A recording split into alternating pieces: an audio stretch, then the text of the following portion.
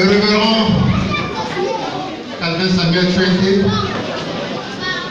Je viens des États-Unis pour supporter de la vision de l'amour du Christ qui réside au Texas, dans la ville de Austin, aux États-Unis. Tout d'abord, permettez-moi de bénir l'Éternel pour le porteur de la vision de l'amour de la vie. Le prophète de Dieu.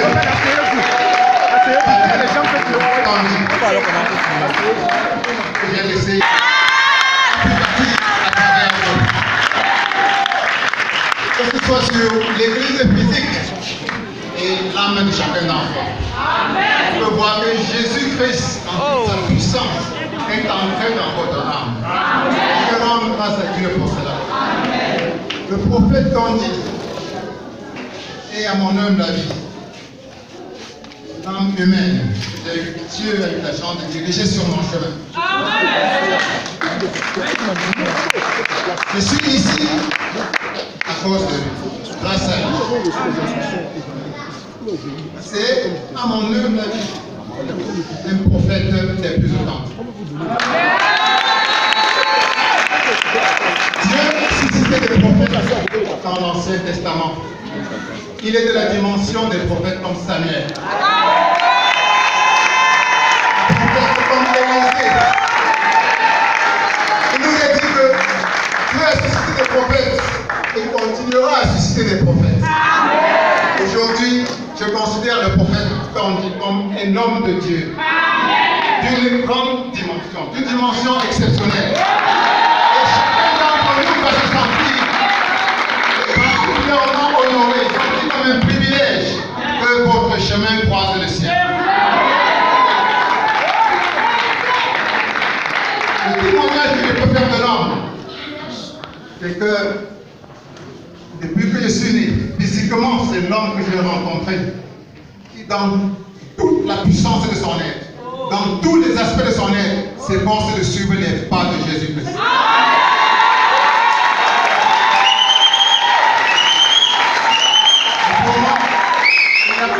Honneur que de suivre Jésus-Christ pas à pas. Dans tout ce que Jésus-Christ a fait, vous pouvez voir qu'un homme s'efforce de copier le Christ. Ça signifie que vous, chacun d'entre nous, peut suivre l'exemple de cet homme les yeux fermés.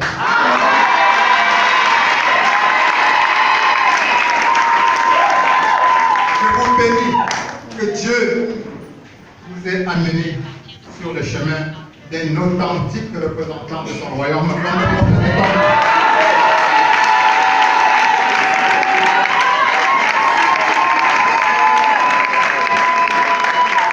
Je bénis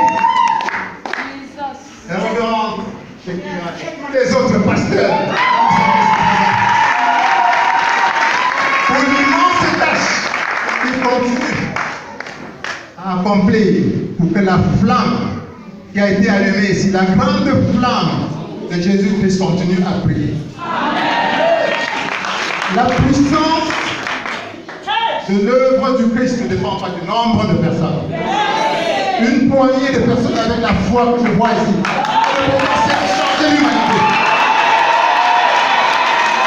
Ce que nous sommes en train de faire ici dépasse ce que nous pouvons voir.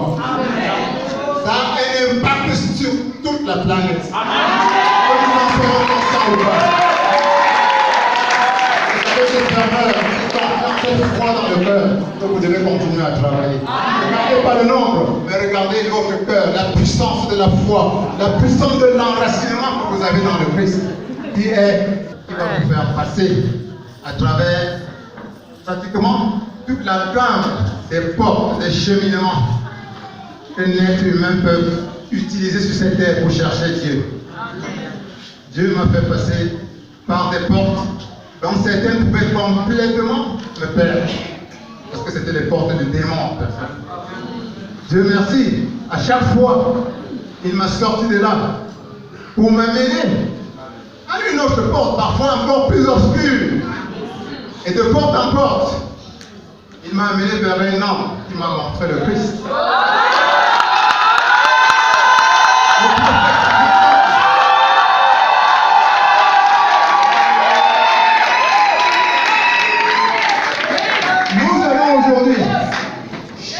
attendre ces différentes portes. Différents cheminements. Et le but, c'est que ceux qui sont parmi nous ici, qui ont trouvé le Christ, comprennent qu'ils sont à l'action à la bonne place. Et qui n'ont pas cherché ailleurs. Que ceux qui cherchent encore là dehors comprennent que la voie, c'est le Christ. Et qu'il n'y a pas de voie.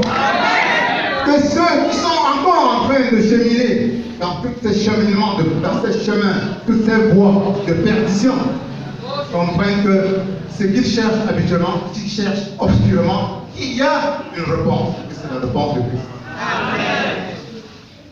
Comme beaucoup d'entre vous, j'ai touché à la Bible pour la première fois quand j'avais à peine 8 ans, 8-9 ans. J'étais encore sympa, j'étais encore sympa dans les années 59. 7-8 ans, un de mes voisins, je visitais leur maison, je touche à la Bible pour la première fois, j'ai lu la Bible sans grande attention. Et je laisse passer la Bible. Plus tard, j'arrive au collège Sainte-Jeanne d'Arc. Ceux d'entre vous qui ont fait conservatoire pour ce collège.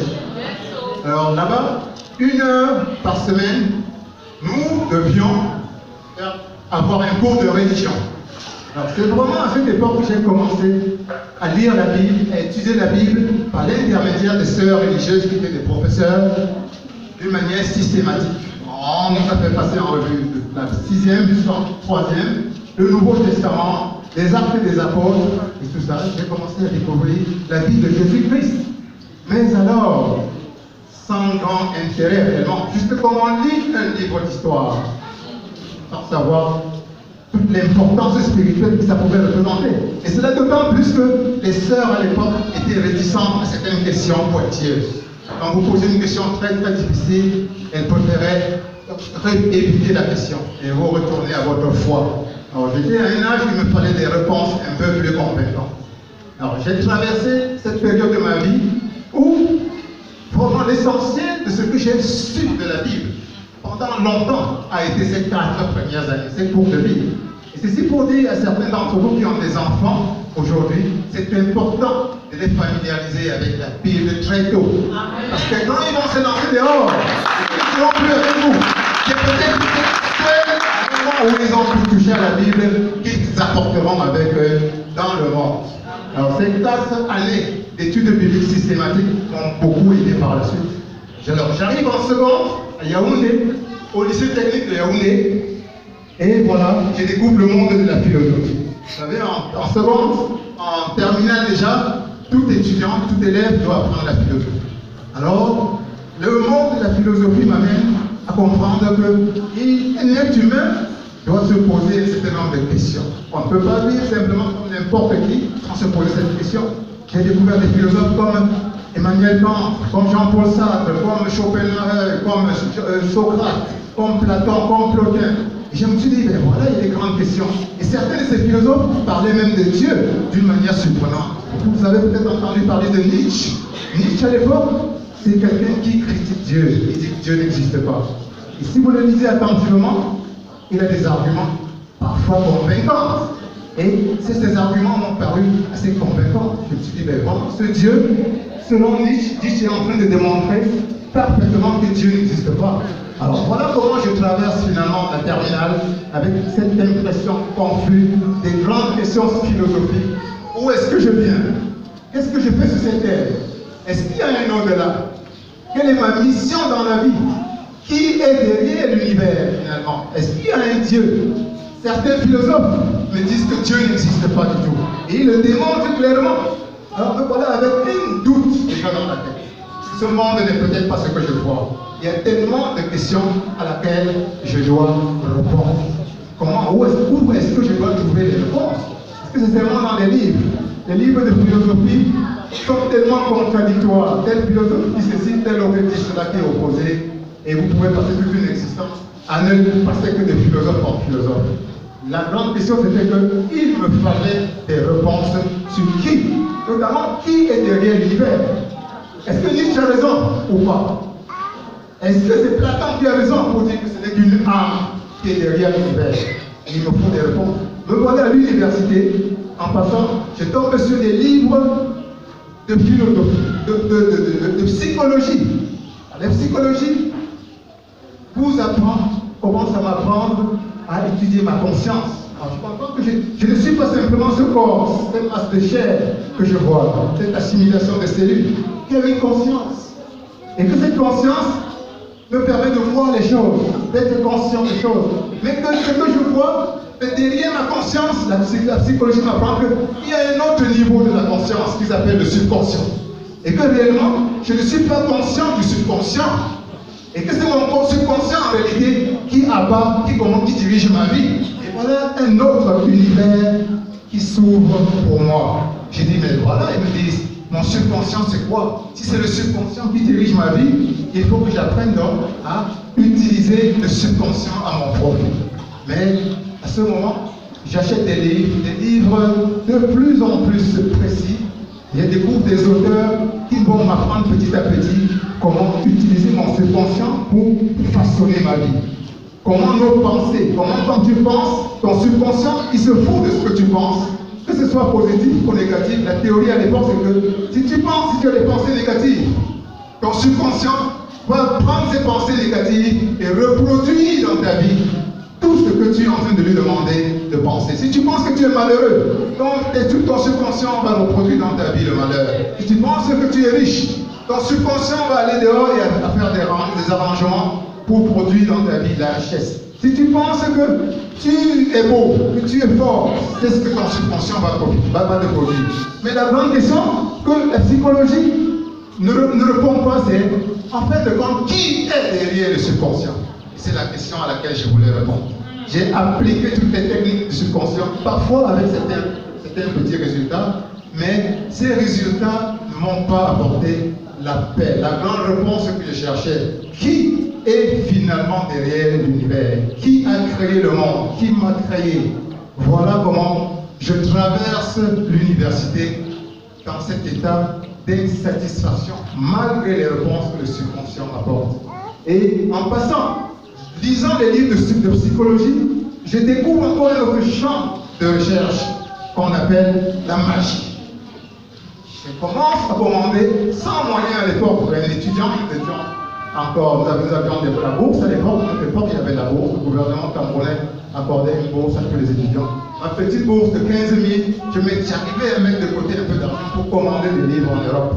Et des livres qui traitaient déjà de magie. Et la magie n'est pas toujours ce qu'on croit. Il y avait des grands magiciens comme Papus, Gérard Ancos Papus, c'est l'un d'eux, et Eliphas Lévis. J'ai commandé leurs livres. Et en gros, ce qu'ils expliquent, c'est que cet univers n'est pas ce que nous croyons. L'univers est régi par des forces cosmiques, des forces invisibles, et que ce que nous voyons n'est que le prolongement du plan invisible. Et que notre vie est en fait régie par ces forces. La chance, la malchance a une loi derrière. Et nous devons, si nous ne connaissons pas ces lois, nous avançons dans la vie et on est ballotté de gauche à droite par des forces qui nous contrôlent. Notre but sur cette terre, c'est de contrôler ces forces. Et le but du magicien, c'est d'apprendre à maîtriser ces forces, à les connaître et à les mettre en mouvement. Voilà comment ces livres m'ouvrent les yeux sur des rituels, des pratiques, des techniques de méditation que j'ai commencé à faire. Mais je traverse l'université avec cette pratique. À côté de mes études universitaires, je m'enfermais parfois pendant des heures à pratiquer ces exercices que je lisais dans ces livres. Et en cachette, parce que jusqu'aujourd'hui encore, imaginez, l'élément comme la magie, c'est encore quelque chose d'effrayant. Imaginez alors, il y a 30 ans en arrière, c'était quelque chose d'encore plus effrayant. Alors je les ai pratiqués. Mais une chose curieuse, c'est que plutôt que de m'ouvrir le monde sur davantage de paix, de joie, je sentais le stress augmenter en moi. Les résultats même que je comptais obtenir sur la maîtrise de forces supposées, forces de l'univers, c'était comme une espèce de prison mentale, psychologique qui s'enfermait autour de moi. Mais je n'avais pas le choix. Je pensais que d'exercice en exercice, je devais avoir la solution. Et me voilà à la sortie de l'université. Et là, nous sommes en 1981. Je sors de l'université et avec ces grandes questions, cette insatisfaction, cet état de stress, de tension, de nervosité, d'angoisse sur qui est derrière la création. Est-ce qu'il y a un créateur ou pas? Et comme par hasard, je tombe sur une petite brochure. Je ne crois pas au hasard. Je tombe sur une brochure qui est une brochure de l'information de l'ordre de la Rose-Croix à Amok, que certains parmi vous connaissent et peut-être ont entendu parler. La Rose-Croix est assez populaire, donc je sais. Je lis ce livre, des livres d'information. Et je lis et je découvre quelque chose de curieux. En gros, ce livre explique que la Rose-Croix est là pour apprendre à ses étudiants à maîtriser les forces de la nature. Et je dis, mais voilà, j'étais justement en train, c'était un besoin pour moi. Ils disent que l'univers a été créé par une espèce de conscience universelle. Et cette conscience universelle a créé l'univers par des lois. Et que le but de l'homme sur cette terre, mon but en tant qu'être humain, c'est d'apprendre ces lois et de les maîtriser pour pouvoir orienter ma vie comme je veux. Et le but, c'est de devenir le maître de sa vie. Et ils disent que leur méthode, leur système d'enseignement est méthodique qui va finalement amener l'étudiant étape par étape à l'état de maîtrise. Donc l'état de maîtrise, c'est celui qui maîtrise les lois de l'univers. Et qui finalement maîtriser l'univers, c'est-à-dire comprendre qui est Dieu, s'unir à Dieu. Ah mais je dis, ben voilà, c'est exactement ce que je cherche. Il dit combien ça coûte? Il me dit tant. C'est un peu l'effort qu'il fallait payer une cotisation annuelle. Et me voilà rassemblant le peu d'économie d'étudiants que j'avais à l'époque. Je poste et je commence à recevoir mes premiers enseignements. Et en même temps que je commence ma profession de professeur au CETIC de Fumban. À l'époque, j'arrive à ce CETIC de Fumban et en même temps, quelques mois après, mes premières monographies arrivent. Dans la Rose-Croix, quand vous vous abonnez, on vous donne chaque mois 4 monographies. Ce sont des petits livres d'environ 16 pages, avec une vingtaine de pages tout au plus. Et vous devez étudier une monographie chaque semaine. Et une monographie est supposée vous prendre 1 à 2 heures de temps. Et une monographie, c'était une partie enseignement théorique et une partie enseignement pratique, avec des exercices, des expériences que vous devez faire dans le but de supposément maîtriser la loi qui vous a été enseignée dans la partie théorique. Et dès le début des enseignements rosicruciens, il y a la section des atrions. Les atrions, c'est la section préliminaire qui est en 3 parties. Mais les vrais enseignements rosicruciens commencent au parti du degré de temple. Il y a 12 degrés. Premier, deuxième, jusqu'au 12e. Normalement, je me dis, je lis les premiers enseignements de l'ordre de la Rose-Croix. Dès le début, on m'enseigne que tu es un microcosme.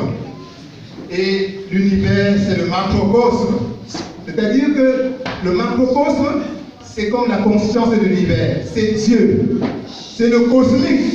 Voilà le terme qu'ils utilisent là-bas. Le cosmique, c'est un peu comme ce que le chrétien peut appeler Dieu. Et il dit que toi, tu es le résumé de Dieu, le microcosme, c'est le terme technique qu'ils utilisent là-bas.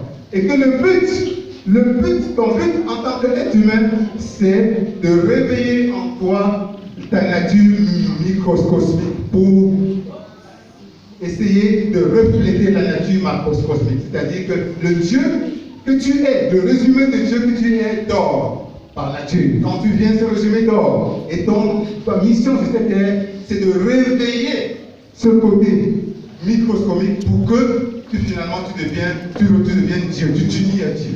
Je dis, ben voilà, ça c'est un plan que je voudrais suivre minutieusement. Et ce qu'il vous dit, c'est qu'ils ont un enchaînement. Et l'enseignement est gradué et mathématiquement programmé de telle sorte que si vous suivez rigoureusement les enseignements, étape par étape, exactement comme ils vous le disent, vous allez atteindre des résultats précis, mathématiques. Quand il me dit ça, quand j'écoute ça, je me dis, je ne dois me donner aucune opportunité de rater les résultats s'ils sont aussi précisément prévisibles. Alors voilà, je prends chaque monographie et je l'absorbe. On me dit, lis pendant 2 heures. Moi, parfois, j'ai passé 10 heures sur une monographie. C'est-à-dire, je lisais, je relisais avant la prochaine.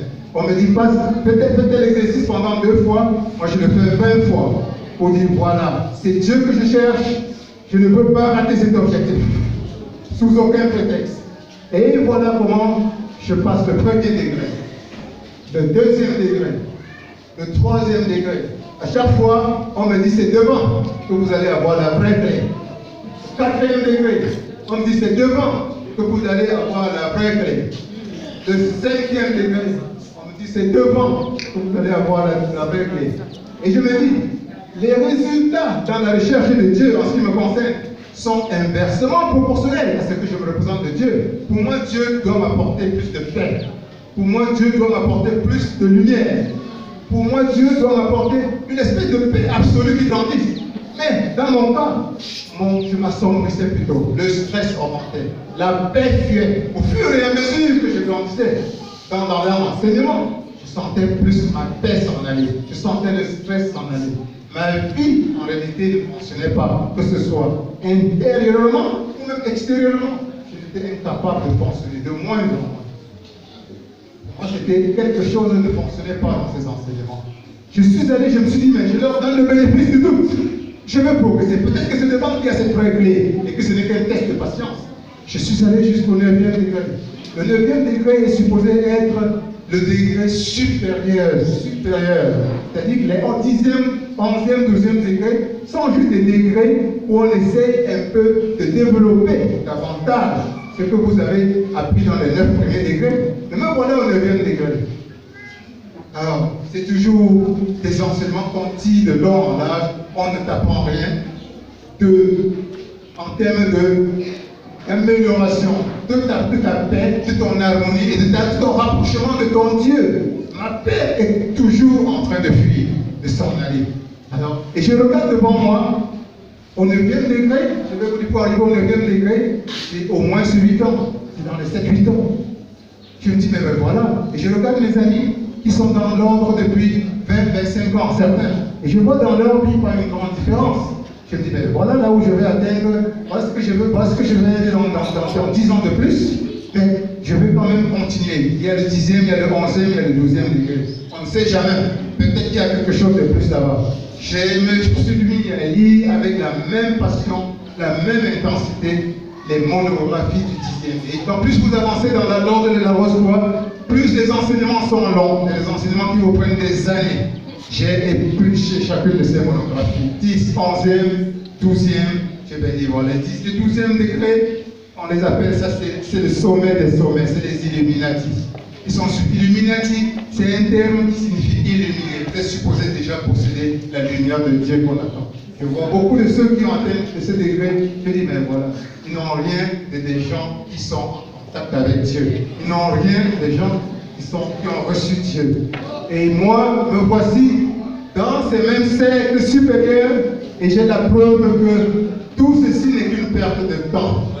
Tout ceci n'est qu'une perte de temps. Et donc là, d'autant plus que je commence à me décourager. J'ai perdu beaucoup d'argent. J'ai perdu beaucoup de temps. Chemin faisant, il me montre un autre ordre, l'ordre martiniste traditionnel, qui est encore dans l'ordre de la Rose-Croix. L'ordre martiniste traditionnel, ils me disent, voilà, nous avons un autre ordre à l'intérieur de la Rose-Croix, qu'on appelle l'ordre martiniste traditionnel. Je me dis d'abord, voilà, au début vous m'avez dit que vous possédiez toute la connaissance. Et vous avez découragé tous ceux qui font partie de la Rose-Croix d'aller chercher encore ailleurs. Et maintenant vous avez un autre ordre. Si vous possédez toute la connaissance, qu'est-ce qui est encore à créer un autre ordre? Alors j'étais un peu suspicieux. Mais je leur ai donné une fois de plus le bénéfice du doute. Je me dis, s'ils ont mis quelque chose dans l'ordre martiniste traditionnel, je serais peut-être de l'ignorer. Peut-être que je passerai à côté d'une clé, la vraie clé. Je m'abonne à l'ordre martiniste traditionnel. C'est encore de l'argent qu'il faut donner. C'est encore du temps qu'il faut conserver. L'ordre martiniste traditionnel, dans ses enseignements théoriques, m'ont pris 3 ans. Cela m'a ouvert les yeux à un autre pan de foi de ce qu'ils appellent la connaissance ésotérique, qu'on appelle la Kabbale. La La Kabbale, c'est une autre explication de l'univers, une autre explication de Dieu, mais qui débouche sur la magie évocatoire. J'ai commencé à pratiquer de la magie. Il faut, en gros, la Kabbale explique que Dieu, il y a toujours Dieu devant. Dieu a créé l'univers en 10 émanations, c'est-à-dire en 10 étapes progressives. Au sommet, il y a Dieu, et par gradation successive de 10 dégradations, l'homme a été créé. La terre, la matière a été créée. L'être humain est dans la matière. Et son but, c'est de remonter la chaîne des émanations jusqu'au sommet pour trouver Dieu. Je me suis dit, mais c'est Dieu que je cherche. Donc, si je suis dans la 10e sphère, qu'on appelle Malkout en Kabbale, alors, qu'est-ce qu'il faut faire pour trouver Dieu au sommet? Le sommet, d'abord, on appelle Keter. Keter, ça c'est des noms hébreux en réalité. On dit Keter. Donc voilà, on me dit, tu dois d'abord maîtriser la sphère, la sphère de Malkout, la 10e sphère. Après, tu dois monter à la 9e sphère, la 8e, ainsi de suite jusqu'à la première. Et devinez quoi? Chaque sphère est peuplée des anges. Ce n'est pas seulement ce que vous voyez. Sur cette terre-ci, vous pensez que ce que nous voyons, c'est tout. Mais il y a des esprits là-dehors. Des esprits méchants et des esprits bons. Et vous devez maîtriser chacun de ces esprits, le connaître son nom, et apprendre à l'invoquer, et lui donner des ordres. Et maîtriser chaque sphère peut vous prendre des années, et parfois peut résulter à la mort. Parce qu'il y a des esprits là sur certains plans, si vous prononcez même simplement son nom, si vous n'êtes pas préparé, c'est une crise cardiaque. C'est une crise cardiaque. J'ai tenté. Et je me suis efforcé même pas par la suite pour ne même pas penser à ces noms. Parce que rien que même penser, vous sentez comme votre cœur était sur le point d'arriver. Alors c'est là une voie de perdition extrêmement dangereuse. Et c'est avec eux que j'ai tout fait. J'ai creusé à fond la Kabbale. J'ai creusé à fond le monde kabbalistique. Parce que je me suis dit, si le prix à payer, c'est de monter de sphère en sphère, connaître tous ces anges, savoir comment les invoquer. Pour les invoquer, vous devez allumer parfois des bougies autour de vous. Vous devez choisir certaines heures précises de la journée. C'est un moment où la lune monte d'une certaine façon, où elle est descendante, dépendamment des buts que vous devez vous atteindre. Choisissez ces moments minutieusement pour faire descendre ces anges-là. Je me suis dit, voilà, si c'est le prix à payer pour connaître mon Dieu, je suis prêt à payer ce prix et affronter tous ces dangers. La Kabbale a pris des années. On m'a dit, Dieu a créé l'univers en utilisant des lettres hébraïques. Il y a 22 lettres hébraïques. Et que chaque lettre hébraïque, tu dois le connaître. Je me suis mis à l'école de l'hébreu. J'ai appris l'hébreu. J'ai appris à écrire l'hébreu. J'ai rencontré même des juifs sur mon chemin. On m'a badrouillé autour du monde qui ont été surpris que les Noirs connaissent l'hébreu. Et eux-mêmes, la jeune génération juive ne connaît pas l'hébreu. J'ai appris l'hébreu parce que pour moi c'était le prix. Si c'était le prix à payer pour connaître Dieu, je devais le faire. J'ai appris les différents rituels de magie. Je les ai pratiqués, enfermés dans ma chambre, dépensant de l'argent pour acheter des bougies de différentes couleurs, tout ce qu'il fallait, Et bien voilà, un jour, me voilà, j'abandonne complètement la Rose Croix. Et ce qui s'est passé, ce qui m'a sauvé finalement pour abandonner la Rose Croix, c'est que j'étais déjà officier. Vous avez ceux qui connaissent le rond-point TPO ici. La loge rosicrucienne n'est pas loin de là. Et c'est la loge Philadelphia. Je suis l'un de ceux qui ont créé, qui ont fondé cette loge-là. Et derrière la loge, vous allez voir l'ordre martiniste traditionnel. Les premières pierres de la loge martiniste traditionnelle. C'est nous qui l'avons créé. J'étais un des premiers officiers. C'est-à-dire les officiers, c'est un peu comme les pasteurs que vous voyez ici, qui devaient diriger l'heptade de martyrs, on appelle l'heptade. Et ce qui m'a sauvé, parce que l'une des choses qui vous enchaîne dans ces ordres, c'est des responsabilités. C'est la chaleur humaine que vous avez avec les amis. C'est une espèce de pacte qui ne se dit pas son nom. Il est vrai que de degré en degré, vous passez des initiations. Les initiations sont des degrés où vous prenez des engagements. C'est des engagements où vous jurez la mort si vous les enfreignez. Et c'est du sérieux. Et j'ai dû faire des voyages à l'époque parce qu'on m'a dit que la rose bois puisait ses racines dans l'Égypte antique. Et je me suis dit, voilà, il me faut aller en Égypte voir ce qui se passe là-bas. J'ai assemblé mes économies à l'époque. Je me suis payé un voyage en Égypte avec un grand maître de la loge, de la grande loge de la langue française qui est venu de France à l'époque. On s'est rencontrés à Paris et avec d'autres groupes de rosicruciens venus d'un peu partout dans le monde, on était à peu près une vingtaine. On a fait un voyage initiatique en Égypte. Je suis allé en Égypte, on a fait des initiations vous voyez les pyramides, là, sous les pyramides. Il y a des chambres secrètes sous les pyramides. Nous sommes arrivés là-bas. Et on a fait un autre jour, vous avez le Sphinx, ceux qui connaissent un peu le Sphinx, les restes du Sphinx sont encore là. Au cœur de la nuit, il n'y avait personne. Nous avons fait des initiations entre les deux grands bras du Sphinx. C'est des initiations habillées spécialement. Et ce n'était pas tout. Il y a un lac là-bas, un fameux lac qu'on appelle le lac Moria. Le lac Moria, c'est un peu loin du Caire. Nous sommes allés là-bas, au cœur du lac Moria, faire d'autres rituels. Parce que pour les rosicruciens, ce lac, tous ces lieux-là sont supposés être des lieux particulièrement sacrés. Et c'est là qu'on peut recevoir cette force, cette puissance. Je me suis dit, ben voilà, ça me dit, s'il fallait payer le prix pour rencontrer Dieu, je le payerais. Si et je suis revenu. Ce qui m'a sauvé, comme je vous ai dit, c'est qu'on m'a affecté. Le gouvernement à l'époque m'a affecté dans l'Adamawa, au Bagno, à Bagno, dans l'Adamawa. Alors, j'arrive à Bagno, je suis coupé de mes amis rosicruciens. Et ça me donne un peu de relais, une espèce de distance maintenant, pour faire un examen de conscience. Si j'étais resté encore dans ça, il est fort probable que je serais encore avec eux. C'est difficile de briser ce genre de lien. Pendant que vous côtoyez ceux avec qui vous partagez ce genre de milieu. J'ai utilisé la faveur de la distance pour prendre un peu de distance par rapport à toute ma vie spirituelle et j'ai coupé le lien. J'ai compris que c'était une vie de perdition pour moi. Je me suis arrêté. Ce n'était pas la fin de l'histoire, ce n'était pas la libération des gens. Je suis avec un de mes collègues qui était mon chef hiérarchique à l'époque. Il était au courant de mes expériences spirituelles. Je me suis ouvert à lui, c'est un chrétien fervent, mais qui à l'époque avait eu, M. Tassiama, il est décédé aujourd'hui. Il m'a dit, j'avais un collègue à l'époque qui pratiquait une organisation qu'on appelait Ekankar.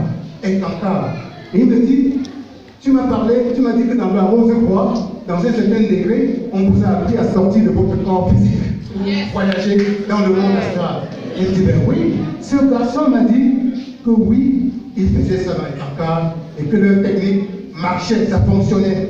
Puis, c'était une technique qu'il avait maîtrisée très rapidement. Ah, mais je me suis dit, oui, bon, ça m'intéresse, parce que la technique rosicrucienne ne m'a pas paru très solide et je vais diversifier mes expériences là-dessus.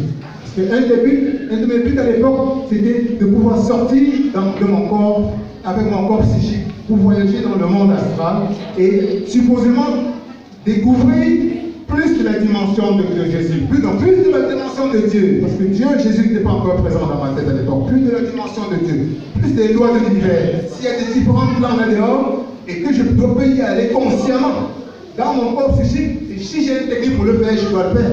Il me dit, je m'inscris à Ekankar. Je prends des informations, je m'inscris.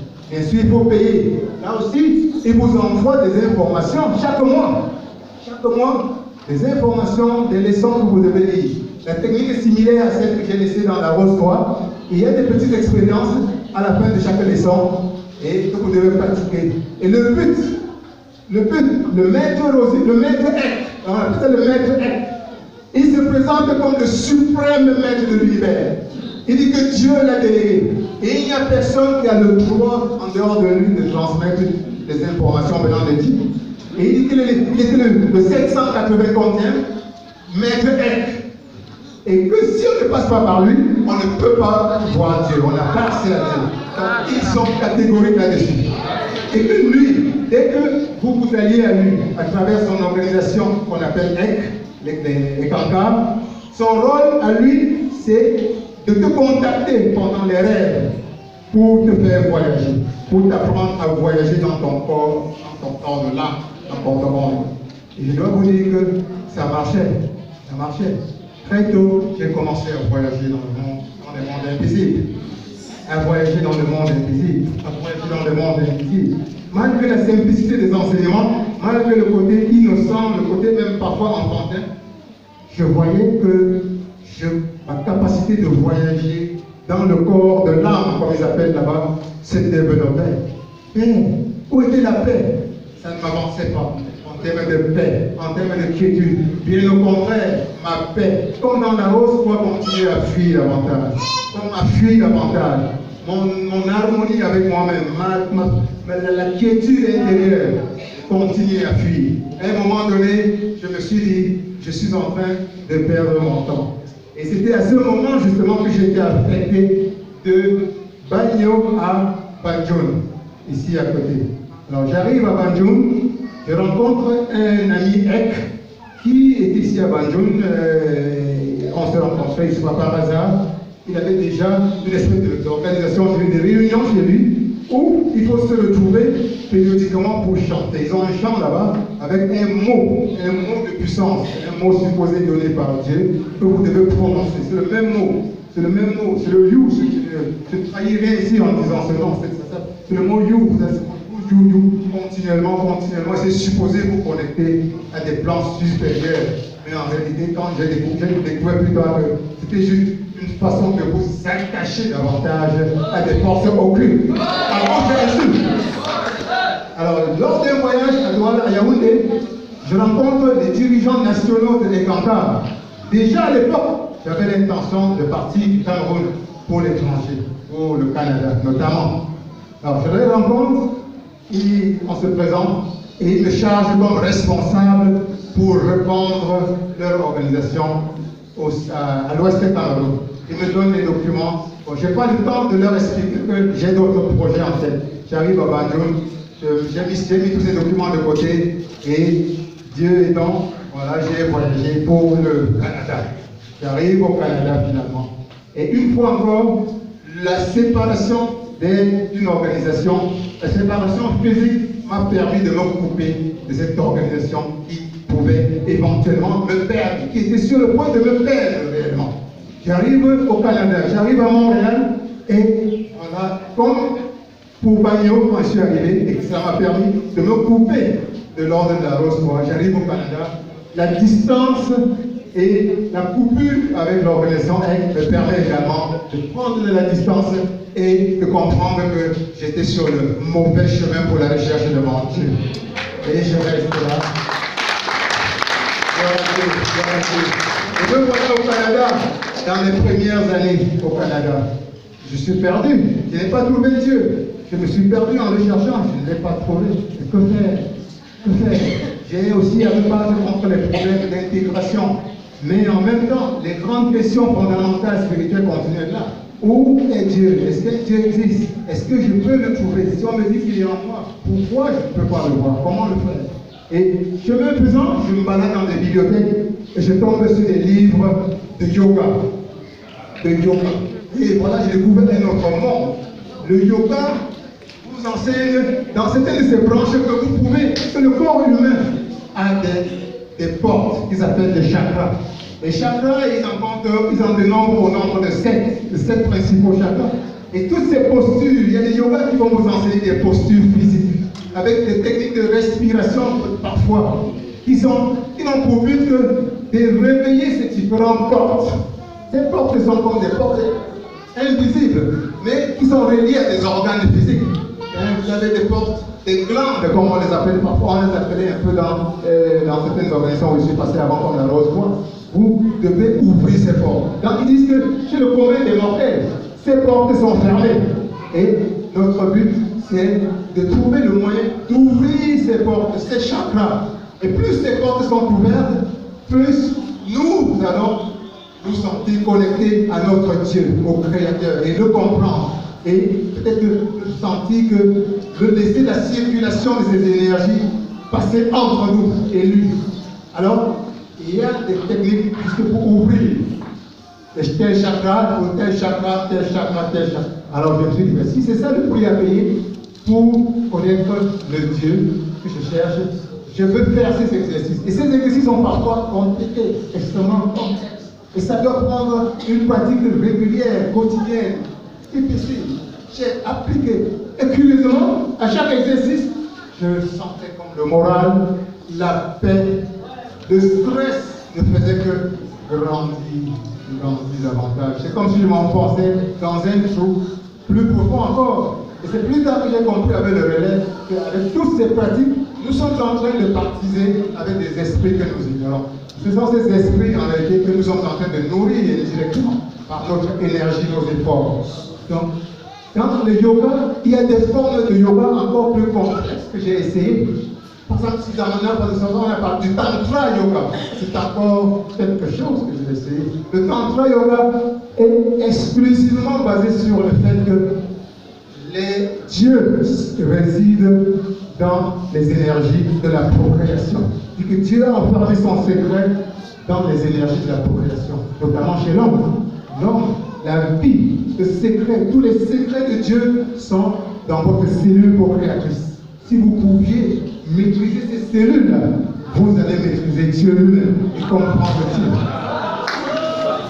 Dieu. Et à partir de cela, on peut vous apprendre toutes sortes de techniques basées sur réellement une espèce d'interaction que vous pouvez des forces démoniaques, proprement dit, pour dans le but de faire remonter les énergies sexuelles le long du corps, éventuellement avec un partenaire féminin, dans le but supposément d'être parvenir à l'illumination spirituelle, c'est-à-dire Dieu, passer du monde de l'obscurité à Dieu. Mais en réalité, ce monde de la lumière, c'est notre monde des ténèbres. Dans mon expérience personnelle, c'est ce que j'ai expérimenté. Ça ne faisait que davantage m'enchaîner, davantage me plonger dans l'obscurité. Et c'est réellement ce qui se passe quand vous comprenez avec la lumière de Christ ce que vous êtes en train de faire dans ces pratiques. Vous êtes réellement en train de traiter avec des plans les plus obscurs où règne le diable en personne. Mais d'une manière totalement inconsciente pour la plupart d'entre nous.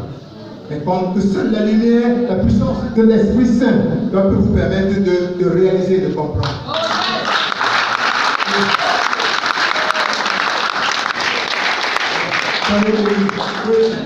Et voilà, me voilà à Montréal qui est complètement perdu encore dans ces pratiques toujours plus obscurantistes. Mes papiers n'ont pas marché à Montréal. Mes papiers n'ont pas marché à Montréal. Me voilà une nuit, j'ai décidé de tout abandonner. Je suis découragé par la recherche de Dieu, complètement abattu. J'ai tenté la Rose 3, j'ai tenté le Kanka, j'ai tenté la Kabbale, j'ai tenté la magie, j'ai tenté le yoga, j'ai tenté toutes les différentes formes de yoga, j'ai tenté toutes les différentes formes de méditation. Vous avez les méditations transcendantales. Toutes ces formes-là, je les ai pratiquées. Je me décide, bon voilà, je suis fatigué. Je suis fatigué, Dieu. Je ne peux pas continuer. Je ne sais même plus où te chercher. Au contraire, je suis beaucoup moins, je suis en arrière par rapport au point où j'avais commencé au début.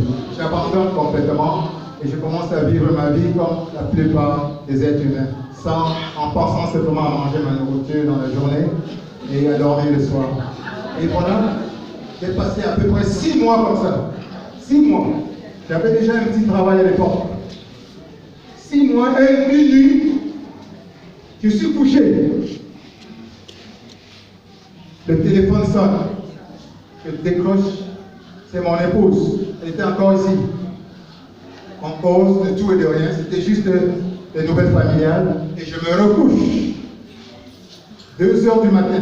Ici, vous savez, les gens, parfois, au Cameroun, quand ils appellent l'étranger, ils ne sont pas souvent très au courant du décalage horaire. Ils prennent le téléphone, ils appellent, et parfois là-bas on dort, alors qu'ici on est éveillé. C'était le cas ce jour. Je raccroche le téléphone, j'essaie de me rendormir, je suis élevé dans un rêve. Un rêve dans lequel je vois des anges qui sont en train de descendre. Des anges, une pluie d'anges en blanc, avec des ailes qui descendent et qui tombent sur moi, viennent tomber. Et à côté de moi, je vois un homme qui s'appelle Frère André, André. Et le rêve, je me réveille, alors que le rêve est extrêmement vivace. Je me dis, mais qu'est-ce que je viens de voir? C'est quoi ça? J'essaie de comprendre le rêve. Je dis, mais qui est cet André que j'ai vu? Et voilà, sans plus y penser, j'essaye de me rendormir. Parce qu'il était tard, il fallait que j'aille au travail à 7h, 8h. J'essaie de me rendormir, mais je n'arrive pas à me rendormir. C'est alors que les yeux mi-fermés, je commence à voir, à côté, il y a 1 kilomètre de moi, de là où j'habitais, il y a une grande église. Ceux qui connaissent Montréal, et vous pouvez chercher ça sur Internet, parce que là aujourd'hui, la plupart d'entre vous voient sur Internet, vous cherchez l'oratoire Saint-Joseph de Montréal. Il y a cet oratoire qui est une gigantesque église qui avait été construite il y a à peu près 60 ans, 80 ans, 60 ans, par un certain monsieur qui s'appelait André. Et vous voyez le rapprochement. Mais à l'époque, je n'ai pas fait de rapprochement.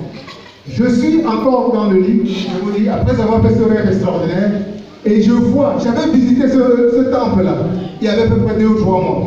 Mais sans façon, parce que c'est un temple qui est visité par des millions de touristes chaque année. Je suis allé là, je me suis dit, ben non, tout le monde visite, je suis à côté, je ne peux pas là-bas voir aussi. Je suis allé, j'ai visité l'oratoire, c'est très beau, très beau, et ça vaut la peine de visiter. Mais pour moi, c'était que une architecture, une belle architecture, sans rien, même comme c'était un endroit dédié on appelle ça l'oratoire Saint-Joseph, dédié à Saint-Joseph, le Père et Père du Christ, comme vous le savez. Alors, dans mon rêve, juste après mon rêve, je suis à mi-éveillé. Voilà que je vois comme dans une vision tout à fait claire. Je vois de la lumière, un soleil, la lumière avec une intensité comme celle du soleil, qui part de l'oratoire Saint-Joseph vers moi. La lumière, imaginez à peu près 10 000 soleils assemblés, qui descendent sur vous en une seule fois, qui vous entrent par la tête, qui vous inonde le corps, qui m'inonde le cœur encore, qui m'inonde le corps à partir de la tête, accompagné d'une intensité d'amour telle que vous ne pouvez pas décrire, de l'amour, de la lumière qui est entrée dans le corps, qui a traversé la poitrine et descendu par devant les pieds, qui en plus a commencé à remonter dans le sens opposé, qui a continué. Il était 3 heures du matin. Je me suis laissé, j'ai pensé que c'était une expérience qui devait durer 5 minutes. Mais non, 1 heure de temps après, l'expérience continuait. Je n'arrivais pas à dormir. Jusqu'au matin, l'expérience a continué pendant des heures. J'ai compris ce que c'était que l'amour infini, l'amour de tout l'univers. À ce moment, je sentais comme s'il n'y avait plus de distance entre moi et rien du tout. L'amour, la lumière. Le matin, je me suis réveillé. Je me suis forcé à me réveiller parce qu'il fallait rentrer, aller au travail. Je me suis forcé à aller au travail parce que même dans un état parfaitement éveillé, en train de faire mes activités de toilette, je suis arrivé au travail, la lumière a continué. La lumière a continué à rayonner, à briller, à m'inonder. Par moments, j'ai abandonné carrément tout ce que j'avais à faire pour m'abandonner à cet état de paix, de béatitude, d'extase, qui était absolument indescriptible. Je ne pouvais pas définir d'où ça venait. Pour moi, ça ne pouvait venir que de la source de Dieu lui-même. Il descendait. Et j'ai pensé que ça devait s'arrêter.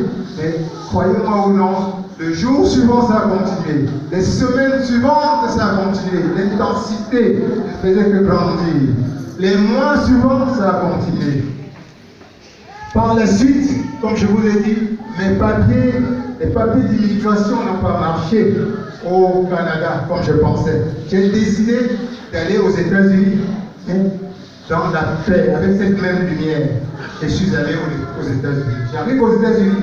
Pour moi, dès que j'ai eu cette expérience, j'ai pensé que j'avais trouvé Dieu. Et c'est pendant un moment, je sentais cet espace de paix. Mais très rapidement, les semaines qui suivent, le sentiment de détresse a persisté et même s'est multiplié. D'un côté, il y avait ce sentiment d'extase, de joie divine, de pureté, d'harmonie, d'amour infini. Mais d'un autre côté, c'était la détresse que vous ne pouvez pas imaginer. Oui, mais je me suis dit, bon, peut-être avec le temps, l'état de détresse va s'atténuer. En même temps que l'état d'intensité de l'amour, d'intensité de la paix, va peut-être balayer cela. Mais c'était pas vrai. 20 ans plus tard, j'en étais encore à ce point. C'était encore mieux valait n'avoir même pas connu cette expérience. Vous pouvez imaginer le bonheur tel qu'on ne peut même pas l'imaginer, la joie, l'extase, mais accompagné de l'enfer. L'enfer, c'est-à-dire que vous êtes là, vous êtes au milieu de l'enfer et de ce que vous pouvez qualifier d'un certain paradis, carrément. Mais les deux, vous les balancez avec vous. C'est terrible. Voilà ce que j'ai vécu pendant une vingtaine d'années. J'arrive aux États-Unis pendant plusieurs premières années, le temps de régulariser avec mes papiers aux États-Unis. Tout ce que je faisais, c'était d'essayer de capter, de m'abandonner de plus en plus à cette lumière, à ce sentiment d'amour, cette extase qui grandissait, dans l'espoir que ça pouvait m'aider à supporter l'enfer émotionnel, l'enfer, la détresse de l'âme, la détresse intérieure que je ressentais en même temps. Mais non, au contraire, la détresse était tout aussi intense. Et voilà, je me retrouve au même point de départ, carrément. Quoique ayant avancé dans une certaine direction, mais j'ai avancé dans les deux directions.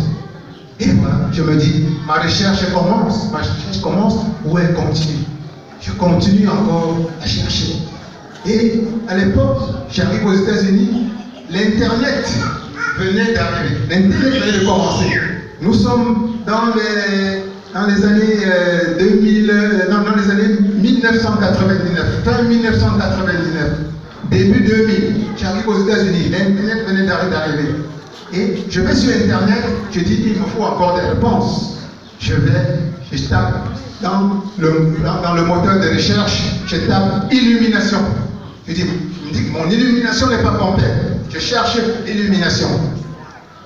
Voilà les réponses qui arrivent. Je vois Maître Suprême Master Ching Hai. Elle dit en français, je donne l'illumination instantanée à tout le monde. Je dis, waouh, voilà la personne que je cherche. Quel est ton numéro de téléphone? Je vois là-dedans. J'appelle. Ils ont un représentant qui n'est pas très loin là où je suis. Je les rencontre, j'arrive chez eux, ce sont des Asiatiques.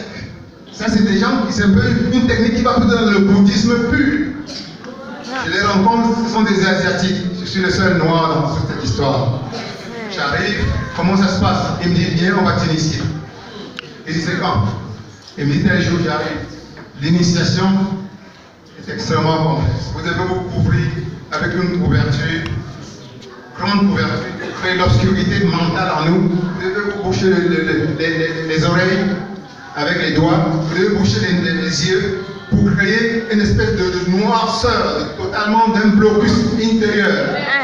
Et avant de commencer à prononcer certains mots secrets qu'on vous donne ce jour, il me dit, ce n'est pas tout. Le grand maître, qui est une femme, une asiatique, elle sera ici en Floride tel jour. Il faut que tu sois. Parce que c'est elle-même qui donne l'initiation personnelle. Ce que nous avons fait là, c'est rien. Le grand maître lui-même, elle-même doit poser la main sur toi. Tu dis, mais c'est pas un problème. Dis-moi quand on va. On a pris la voiture, on s'est retrouvé en Floride pour un week-end de retraite spirituelle. Un week-end où vous ne dormez pratiquement pas. On dit que le chrétien a de la difficulté à prier même 10 minutes, 15 minutes par jour. Ça, c'est des gens qui prient 4 heures par jour pour leur Dieu. 4 heures. Pendant le week-end, je ne dormais pas. Vous dormiez en plein air. Je ne dormais pas. Il fallait être tout le temps avec le maître à faire ce qu'elle devait vous dire. Le maître finalement m'a initié. Maître, c'est une dame. Master Chingha. Master Chingha. Et ça veut dire qu'elle est suprême master. C'est-à-dire qu'il n'y a personne au-dessus d'elle. Et ça m'a rappelé le maître Ek, qui dit aussi qu'il n'y a personne au-dessus de lui. Et vous allez voir dans la rose bois, c'était la même chose. La rose bois, il y a l'impérateur. L'impérateur, c'est le suprême des suprêmes. Donc chacun est suprême pour Dieu. Je rencontre Master Chingha et dit qu'elle est suprême master. Une femme. Elle m'initie. Et voilà, dans son initiation, elle vous donne un mot que vous devez prononcer. Et ce mot-là, chaque jour, vous devez devenir végétarien. Elle me dit, tu dois devenir végétarien. Tu ne dois plus manger la viande, le poisson, rien que des végétaux. Pendant 3 ans. Pendant 3 ans, j'ai suivi le végétarisme. C'est ce que vous devez faire toute votre vie. Si vous la suivez. Pendant 3 ans, je me suis dit, bon voilà, je vais suivre exactement ce qu'elle va me dire, ce qu'elle m'a dit de faire. Je ne mangeais ni le poisson, ni la viande. Même quand vous mettez ça dans la sauce, je vous disais, ce n'est pas pour moi. C'est interdit.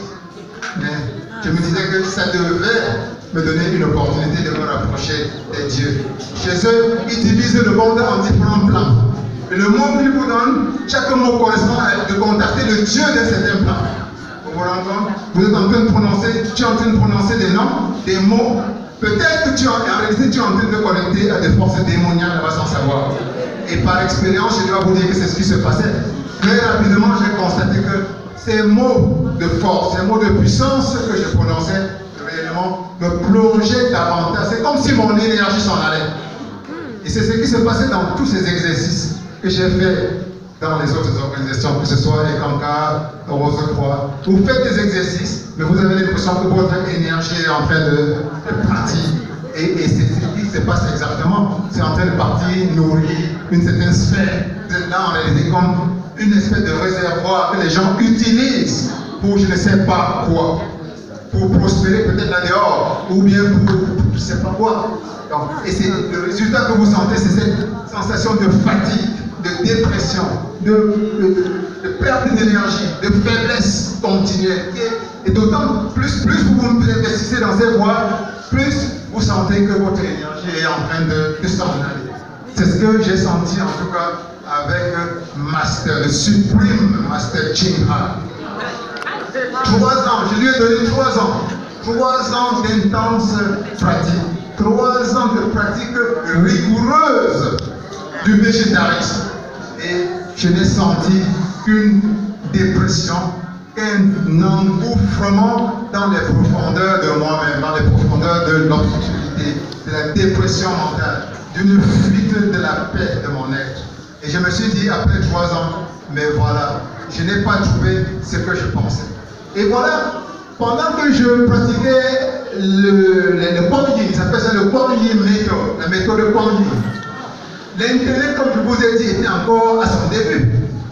Je suis allé dans des forums Internet, des forums animés par mes frères camerounais, et je me suis rendu compte que beaucoup parlaient de spiritualité, mais d'un point de vue qui, on sentait qu'il y avait beaucoup de questions dans les têtes, et comme beaucoup de questions dans les têtes, et avec le peu d'expérience que j'avais eu par-ci par-là, je me suis dit, mais qu'est-ce qui se passe là? J'ai cherché chez les Blancs, j'ai cherché chez les bouddhistes, j'ai cherché dans des traditions venues de tel horizon du monde. Est-ce que chez moi, en Afrique, est-ce que mes parents ne connaissaient pas Dieu? Comment? Quelle était la question, quelle était la réponse, pardon, que mes parents avaient apportée sur des questions comme qui a créé l'univers? Et voilà que je me penche sur l'étude des traditions spirituelles de mon pays d'origine, Bamileke. Je me dis, mes parents au Bamileke, au pays Bamileke, comment on cherchait Dieu? Et je me suis rendu compte, voilà, j'ai quelque chose, avec la compréhension que j'avais, avec la lumière que j'avais, Je vais essayer d'éclairer mes frères sur la spiritualité bamiléké. Et voilà, j'ai commencé sur Internet à faire mes propres recherches sur la spiritualité bamiléké. Et avec le peu d'inspiration que j'avais, je me suis mis à écrire ce que j'ai appelé, j'ai créé une rubrique que j'ai appelée la spiritualité bamiléké. Pour certains parmi vous qui sont un peu habitués au net, et à des forums comme Baminet, les forums bamiléké, ils ont peut-être lu certaines de ces lettres, ou même ailleurs, parce que la spiritualité bamiléké a été quelque peu populaire, et quand je les écrivais, les gens les partageaient. Dans la spiritualité bamiléké, j'essayais de comprendre ce que mes parents, mes ancêtres ont apporté comme réponse à la question qui est Dieu? Est-ce qu'il y a un Dieu ou pas? Et voilà, j'ai compris qu'il y avait au village de culte, et on déterrait les crânes par exemple, et on honorait les ancêtres dans l'au-delà. Il y avait le monde des ancêtres. Et c'est un peu ce que j'expliquais dans la spiritualité bamiléké. Si vous allez sur Internet, je vous tapez spiritualité bamiléké, ne tapez pas mon nom, Calvin Samuel Tchouin, mais tapez Tawanam. Parce que c'est sous ce nom-là que j'ai signé mes lettres. J'en ai écrit parfois comme à peu près 70 lettres. Et certaines de ces lettres avaient plusieurs centaines de pages. Donc vraiment, c'était des lettres que je prenais, dont je prenais vraiment le temps pour donner des informations que je croyais utiles. Tout ça pour vous dire que la spiritualité même africaine, parce que ça c'était juste la spiritualité bamiléké, a été pour moi une opportunité pour explorer aussi la spiritualité purement africaine. Et bien les Africains ont cherché Dieu, mais ils ont utilisé aussi leur façon de chercher Dieu. Et j'ai essayé même de comprendre si cette approche était fondée, si ça pouvait vraiment apporter l'homme vers Dieu ou pas. Et à travers les lettres de la spiritualité bamiléké, j'essayais un peu d'éclairer mes frères et sœurs sur cet angle-là, en fonction de la lumière que j'avais eue dans les différents ordres, par-ci, par-là. Et voilà, j'écris ces lettres pendant des années. Je suis encore avec le Supreme Master, Ching Hai, comme je vous ai dit, qui ne me donne pas de résultats probants en ce qui concerne ma recherche de Dieu. Et je suis au même point de découragement, de désespoir que j'étais. Me voilà, je me dis, qu'est-ce que je dois faire? La réponse à ma recherche de Dieu doit se trouver quelque part. Et je me souviens que j'ai entendu parler de la franc-maçonnerie quelque part. Me voilà sur Internet à nouveau un jour. Je tape franc-maçonnerie. Ça me donne l'adresse d'une loge maçonnique qui n'était pas très loin de là où j'habitais, la loge Berkeley. Ça c'est au Michigan, dans l'état du Michigan, aux États-Unis. Je prends le numéro de téléphone, j'appelle et je tombe sur quelqu'un qui était là. Il me dit justement, nous sommes dans la loge en ce moment en une réunion fraternelle. Ce n'est pas la réunion habituelle, tu peux venir. Je prends ma voiture, j'arrive là-bas, il me reçoit. Et sans tarder, il me montre directement le temple. J'entre, il me dit, tu n'as pas peur? Allons-y. Au point où j'en suis, je suis prêt à tout. Alors, il me montre le temps, il me dit, tu es prêt à t'engager? Je lui dis oui. Il me dit, bon voilà, dans la franc-maçonnerie, pour que vous vous engagez, il faut que quelqu'un vous sponsorise. Donc il me dit, je suis prêt à te sponsoriser. C'est le seul noir. Je lui dis, merci beaucoup. Et voilà. Qu'est-ce que tu es prêt quand on doit envoyer 2 personnes chez toi pour faire une espèce d'enquête de moralité, pour voir qui tu es et tout ça. Je ne suis pas un espion. Les 2 personnes sont arrivées chez moi quelques jours après, m'ont posé des questions sur ma vie et tout, j'ai répondu, et ils me disent, ben voilà, ils ont fixé le jour de l'initiation, je suis venu, ils m'ont initié. Dans la franc-maçonnerie, il y a 3 principaux degrés. Il y a le degré apprenti, il y a le degré compagnon, il y a le degré maître maçon. J'ai été initié aux 3 degrés maçons. C'est extrêmement impressionnant, je dois vous le dire. Dans le 3e degré, dans le 3e grade, on peut passer par un niveau qu'on appelle la mort. Et pratiquement, c'est réellement, on vous fait mourir et on vous fait renaître. Tout cela est symbolique, mais c'est réel au point de vue. Ils disent que Les maçons ont été créés par le roi Salomon de la Bible que vous connaissez. Le roi Salomon. Donc, ceux qui connaissent le livre, et le roi Salomon a bâti un grand temple à l'époque. Ils disent que c'est leur grand-mère. Donc, tous ces gens, comme vous voyez parfois, essayent de se connecter à la lumière de la Bible. C'est la lumière de la Bible. Vous allez voir, même dans les enseignements rosicruciens, parfois on vous cite quelques petits passages de Bible par-ci, par-là. Vous allez même entendre parler de Jésus, mais sous un angle totalement déformé. Alors la lumière peut être déformée pour les causes de l'obscurité. C'est largement prouvé dans ces ordres-là. Oui, dans la franc-maçonnerie, dans le troisième grade, le grade de maître maçon, on m'a donné une Bible chrétienne, signée de tous les membres présents ce jour de mon initiation. Vous voyez, on se relie toujours à la Bible, à une espèce de lumière, une espèce on torture la lumière, on pervertit la vraie lumière qui symbolise la Bible, la parole de Dieu, pour le mettre au service de tout ce qui lui est contraire. Vous voyez, et après le troisième grade de la franc-maçonnerie, qu'on appelle le grade des maîtres, on m'a dit, voilà, si tu veux mieux, on te dit, normalement on te dit à l'entrée qu'il n'y a que 3 grades. Je me dis, me voici au troisième grade. Qu'est-ce qu'il y a de plus? Je ne sens pas de grande différence. Je suis toujours le même. Mon Dieu, je ne l'ai pas encore trouvé. Je ne me sens même pas proche de lui. C'est toujours une espèce de descente aux enfers. Tout ce que vous faites comme rituel, je m'en pense que davantage. Il n'y a rien de différent de ce que j'ai vu ailleurs. Je ne leur ai pas dit partout où je suis, toujours tous les chemins que je suis venu. Je me présentais toujours comme un novice. Mais parce que ça pouvait attirer leur attention. Mais dans la réalité de mon cœur, j'ai compris que c'était toujours la même chanson. Alors, comme je n'avais pas le choix, ils me disent, il y a une autre branche, toujours de la franc-maçonnerie, qui va jusqu'au 32e degré. Voilà, peut-être qu'il y a de vraies choses là-bas. Et allons de ce côté-là. Ils appellent ça le Scottish Rite, le rite écossais, ancien et accepté. Je dis, bon, ça coûte combien? On va. Je m'engage. Je vais jusqu'au 30, je reçois jusqu'au 32e degré. J'ai le 32e degré de rite écossais ancien. Et plusieurs civilisations jusque-là. Mais alors, pas de différence. Pas de différence. Je suis toujours dans un gouffre spirituel tout aussi profond. Plus profond même encore au début. Et voilà, ma recherche est un peu comme un terminus sans là où aller du tout. Je décide finalement de je suis découragé. Mais entre-temps, les maçons ont vu en moi que je ne sais pas quoi, il est vrai que j'étais le seul noir parmi eux. Et la personne qui m'avait sponsorisé, c'était un monsieur très influent. On appelle des frères, d'abord on appelle des frères maçons. Ici vous appelez des frères. Tout le monde peut être frère et sœur. Là aussi c'est des frères, c'est des rosicruciens qui s'appellent les frères et les sorores. Frater, ça c'est des mots latins qui veulent dire la même chose. La fraternité, on peut abuser du mot frère et sœur. Le frère me dit, toi, je veux faire de toi un grand. Il me tient la main, il force pratiquement les gens, je deviens officier. Un officier. La deuxième année, Chaco, officier.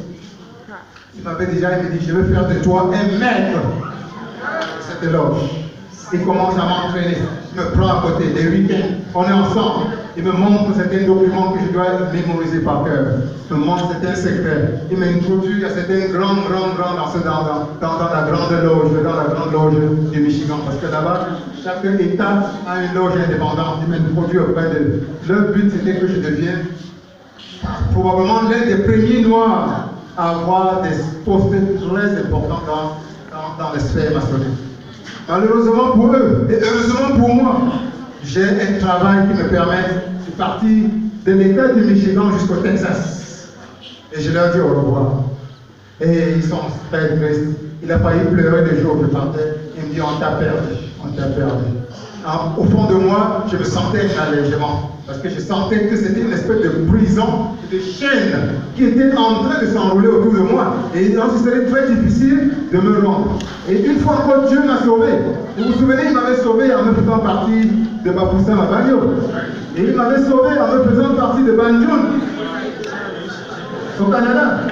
Et la même chose, il me sauve encore en me faisant partie du Michigan jusqu'au Texas. J'arrive et ça me donne encore à nouveau un ouf et un instant de décalage pour jauger un peu de ce que je suis en train de faire. Je comprends que j'étais perdu là-bas. Et Dieu merci encore pour moi. Ils ont continué parce qu'ils ont des relations d'état en état avec les maçons. Les grands là-bas ont contacté les grands pour dire qu'il y a un autre qui arrive. Accueillez-le. Donc, j'étais coincé. J'étais coincé. À peine arrivé, je vois déjà des grosses enveloppes qui arrivent. Ils ont déjà donné mon nom aux loges qui doivent m'accueillir. Avec des instructions spéciales. Voilà quelqu'un de spécial. Donnez-lui le tapis rouge. Il arrive. Dieu merci pour moi, j'arrive au Texas. L'État du Texas, avec la franc-maçonnerie, ils sont racistes. Ils ne veulent pas de noirs. Ils ne veulent pas de noirs. Dès qu'ils ont reçu, ils ont vu que j'étais noir, et voilà, c'est mal tombé. Nous ne voulons pas de noirs ici au Texas. Donc là-bas, ils sont encore ancrés dans l'ancienne tradition américaine où il y avait cette difficulté de race entre les noirs et les blancs. Et là-bas, ils ne veulent pas de noirs. Donc malgré le fait qu'ils sont en train de faire leur réunion, ils sont stricts de ce côté. Au Michigan, il y avait ça à l'époque, mais ils ont réussi à changer cette loi-là pour accepter des gens comme moi à l'époque. Et même quand j'étais arrivé au Michigan, je sentais réellement que je forçais un peu les portes. La grande majorité me regardait un peu de côté simplement. Et, oui, il fallait quelqu'un de fort, comme mon ami Fred, qui était, parce qu'il était une des grandes têtes d'une autorité là-bas, pour dire aux gens, faites attention, ça, vous ne tentez pas de le nuire. Ça, c'est mon protégé. Donc, ce qui me sauve, c'est que j'arrive au Texas et non seulement je ne veux plus, parce que ça ne m'apporte que du mal, ça m'apporte que davantage, mais en plus, eux, ils ne veulent pas de moi. Je dis, mais c'est tant mieux, je m'en lave les mains. Mais ça ne me donne pas la solution à ma recherche de Dieu que je trouve. Me voilà finalement encore au même point de départ. Et je me retrouve là comme ça complètement perdu, égaré, sans la réponse que je cherchais. Et c'est dans cet état d'âme-là que je me remets encore complètement égaré, je suis perdu. Et je veux brûler un peu quelques petites étapes ici. Je me retrouve un jour, je rentre chez moi un jour, et je rencontre quelqu'un que vous connaissez très bien, c'est le prophète Tanguy.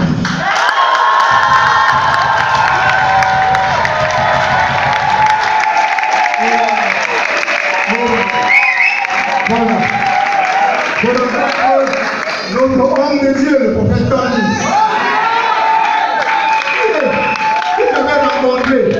Que j'avais rencontré ici 3 ans auparavant, en 2013, par hasard. Il y avait des relations communes qui étaient arrivées aux États-Unis. Une de mes sœurs qui est arrivée aux États-Unis et qui militait. Marco, peut-être que vous connaissez Marco. Marco avait parlé du prophète Tanguy en termes extrêmement élogieux. Et avec lui, une jeune qui arrive au Cameroun par exemple, ne serait-ce que pour moi, va lui dire bonjour. Et quand je suis arrivé ici, quelque chose est entré dans mon cœur. Je dis, pardon, va voir le prophète Tanguy.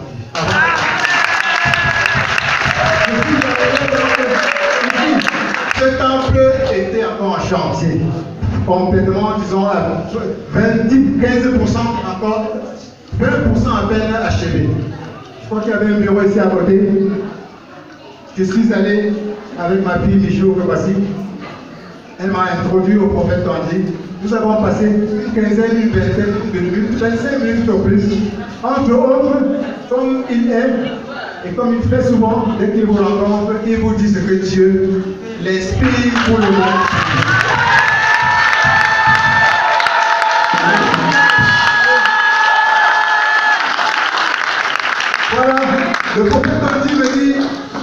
ceux qui me rencontrent, ce n'est pas par hasard, c'est Dieu qui les envoie.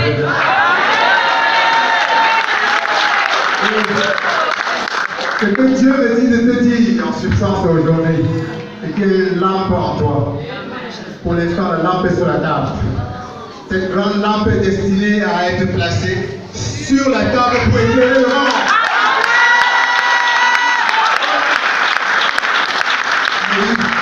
Il y a des grandes choses que tu dois faire, non seulement ici, au Cameroun, mais aux États-Unis, là où tu te trouves. Il dit, le monde entier entendra ton témoignage.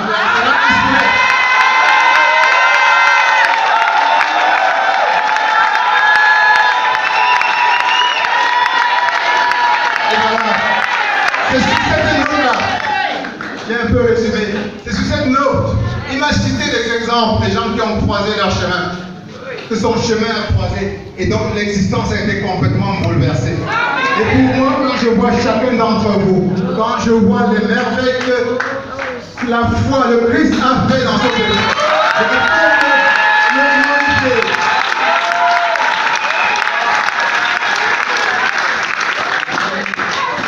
J'ai quitté le prophète Tondi en 2013. À l'époque, le Christ pour moi c'était une idée comme une autre. Je suis rentré, je n'ai pas prêté tellement attention à ce qu'il m'a dit. Et en 2016, 3 ans plus tard, il est en tournée aux États-Unis. Il n'avait pas prévu de venir chez moi. À la dernière minute, par un concours de circonstances que seul Dieu peut avoir orchestré, il se retrouve à la maison. Ma femme l'appelle à la dernière minute et dit, tu es ici, voici la maison. Viens à la maison. Il vient à la maison sans savoir qu'il vient chez moi.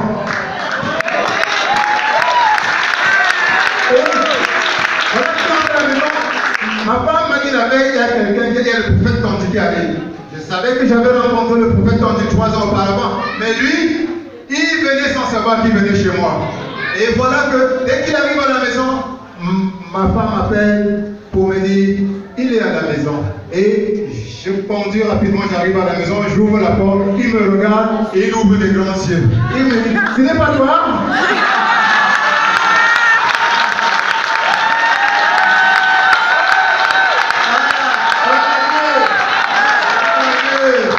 Et voilà comment la rencontre avec le Christ s'est effectuée à nouveau.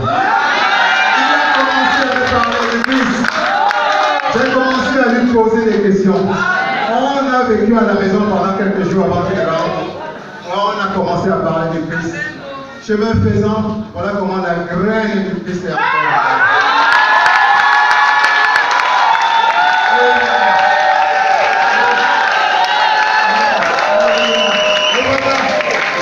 Voilà comment j'ai découvert la différence entre recevoir le Christ.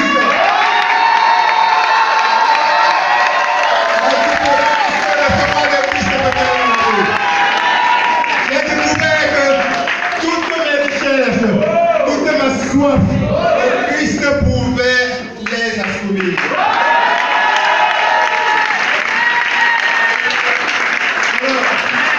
Mon message aujourd'hui à tous ceux qui sont dans les ordres initiatiques, à tous ceux qui sont encore dans le doute là-dehors, à tous ceux qui contemplent la possibilité, proche ou lointaine, d'entrer dans les ordres initiatiques, d'entrer dans les voies de la magie, d'entrer dans les voies de la méditation, quel que soit le nom qu'on leur donne, le yoga, et j'en passe.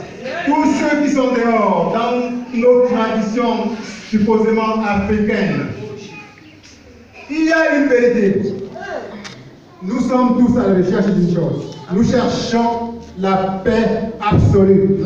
Et la paix absolue, il n'y a que Dieu qui peut nous faire.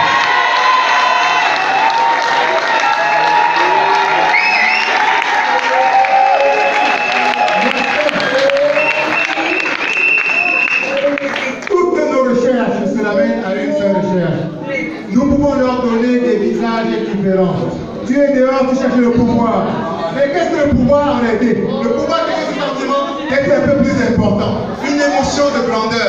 des potions de paix. En réalité, c'est la paix que tu cherches. Même si tu lui donnes le nom de pouvoir. Toi, tu es en train de chercher à construire ta 10e maison. Tu as la 10e maison, ça ne suffit pas. Tu cherches encore ta 11e maison.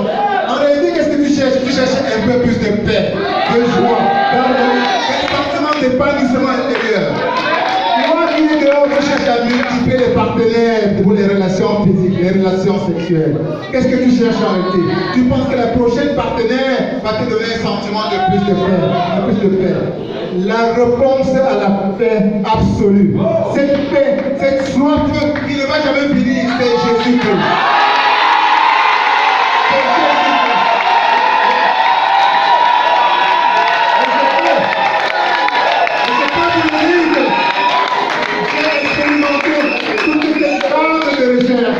Passons par le doute, par les pratiques les plus obscures les unes que les autres. Et la seule Christ m'a montré que la soif inextinguible que j'avais de la paix est la seule à pouvoir la sauver.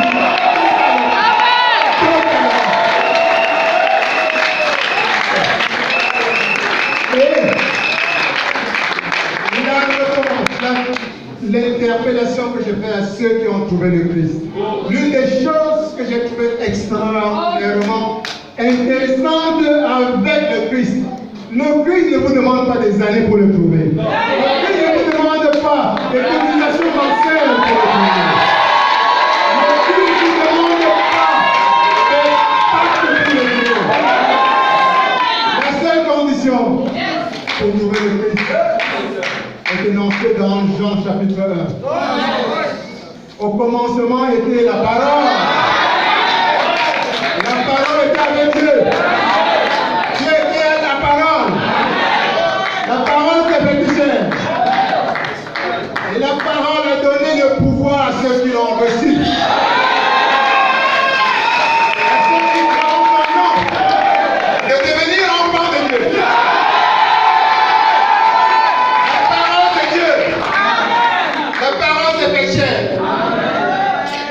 Jésus-Christ, c'est la parole qui s'est fait chair. Dieu qui s'est fait chair. Tout ce que Dieu, Jésus-Christ demande pour prendre possession de votre vie, pour instaurer en vous la paix absolue, c'est que vous acceptez qu'il est descendu sur terre et qu'il est mort pour toi. À la minute où vous croyez qu'il est mort pour vous, il vous redonne le pouvoir d'appeler Dieu votre Père. Si vous n'avez pas le Christ, Dieu n'est pas votre Père, que vous le voulez ou pas. Vous êtes le Père d'un homme de la chair. Vous êtes régi dans le monde par la chair. Et qui est derrière la chair? C'est les forces démoniaques. C'est les forces de l'égoïsme. C'est les forces de l'orgueil. Et c'est ce qui est à l'origine de tout le chaos que nous vivons ici-bas. Seul le Christ vous donne le pouvoir à nouveau. Le pouvoir élever la voix et vous faire entendre par votre Père.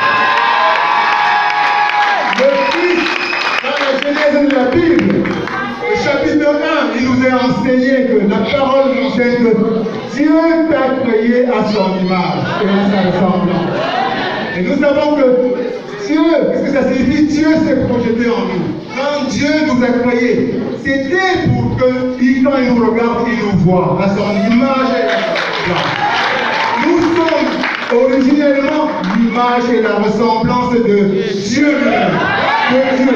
Et alors, par un malheureux concours de circonstances, nous avons utilisé de notre libre arbitre pour poser de mauvaises actions, pour désobéir à Dieu. Et la conséquence, c'est la chute dont on parle tant. Nous avons été chassés du paradis. Aujourd'hui, tout ce que nous faisons, que nous en soyons conscients ou pas, nous sommes à la recherche du paradis perdu. Tu penses que c'est la maison qu'il te faut. Tu penses que c'est la voiture qu'il te faut. Tu penses que c'est les bons vêtements qu'il te faut. Tu penses que c'est beaucoup d'enfants qu'il te faut. En réalité, c'est le paradis perdu que tu es en train de chercher. Toute l'aventure humaine, depuis la sortie du paradis, tout ce que nous faisons, c'est que nous recherchons la clé qui va nous permettre de retourner à nouveau dans la maison que Dieu avait fait pour nous, le paradis, où il nous avait créé à son image, à sa ressemblance. Tu n'as pas été créé pour souffrir. Tu n'as pas été créé pour avoir faim. Tu n'as pas été créé pour être malade. Tu n'as pas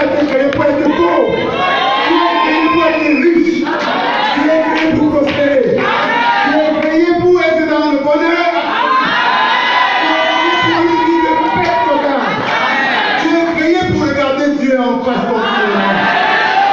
C'est ça ton vie, c'est ça ce qui est à toi en ce moment. Et c'est ce que le Christ t'apporte quand tu le reçois. Et cette puissance que Dieu a mis en toi. Quand le Christ entre dans ta vie, tu te réveilles à ta divinité d'origine. Tu reprends conscience que Dieu est en toi. Tu reprends conscience que tu as été créé à son image et à son ressemblance. Sans le Christ, tu n'as pas cette clé qui te permet de réouvrir à nouveau le paradis qui est enfermé en toi. Accepter le Christ est la condition unique, c'est la condition incontournable. Quand le Christ dit lui-même de sa propre bouche dans la parole, je suis le chemin, la vérité et la vie. Nul ne vient au Père que par moi. Chaque mot ici doit être considéré littéralement, sans interprétation. Il dit je, moi le Jésus-Christ, je suis le, il n'a pas dit un des chemins, je suis le chemin.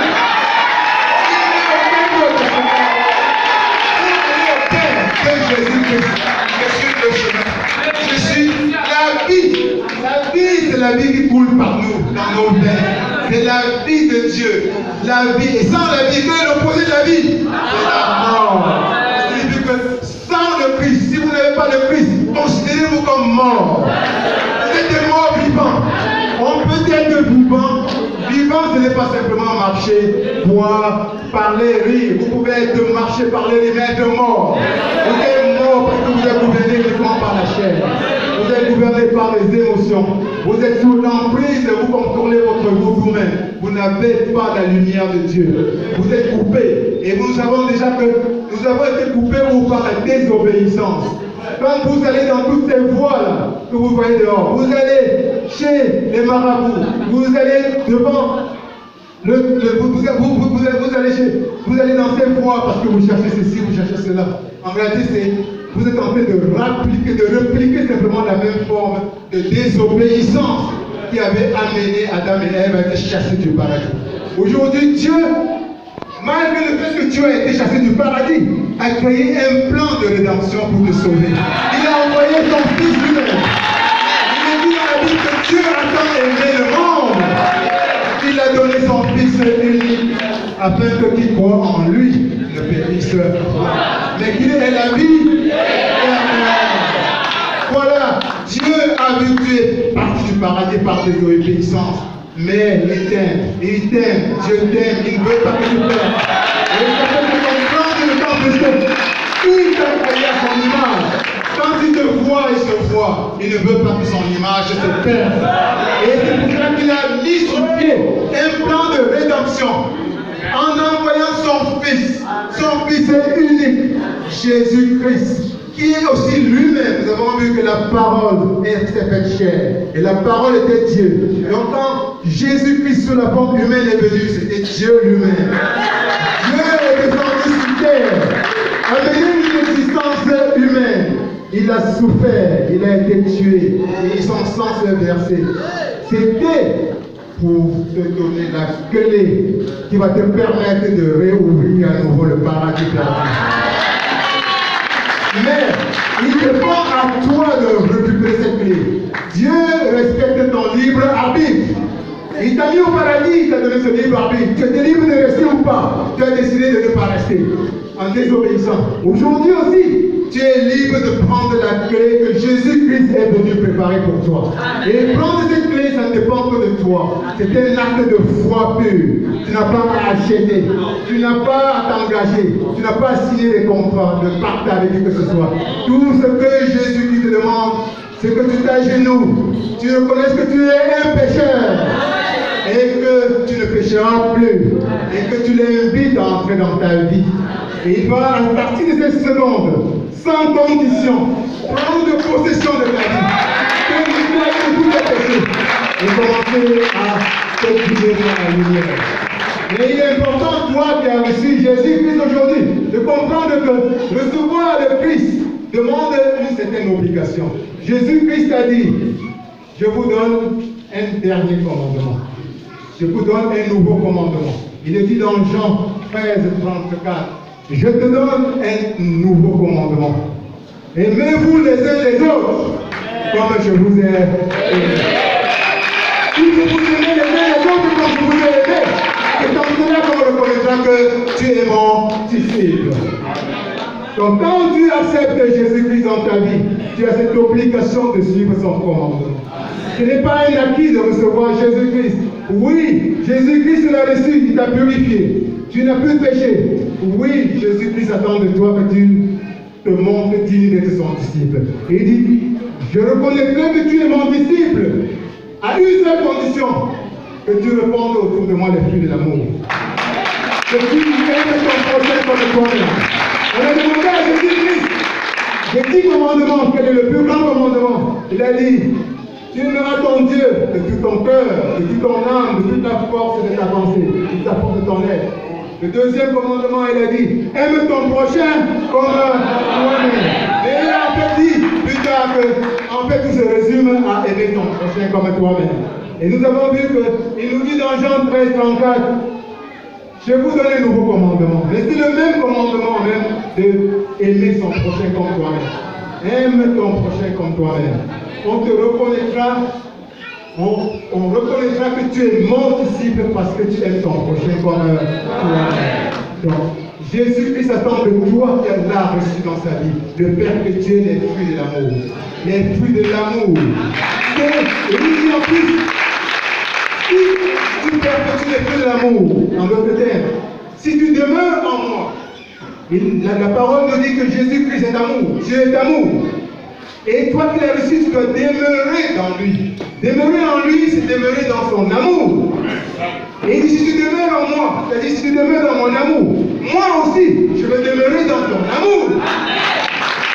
Et nous savons que demeurer dans l'amour du Christ, c'est respecter son commandement de perpétuer son amour. Jésus-Christ nous a aimés. Et comment Jésus-Christ nous a aimés? Il s'est sacrifié pour nous-mêmes.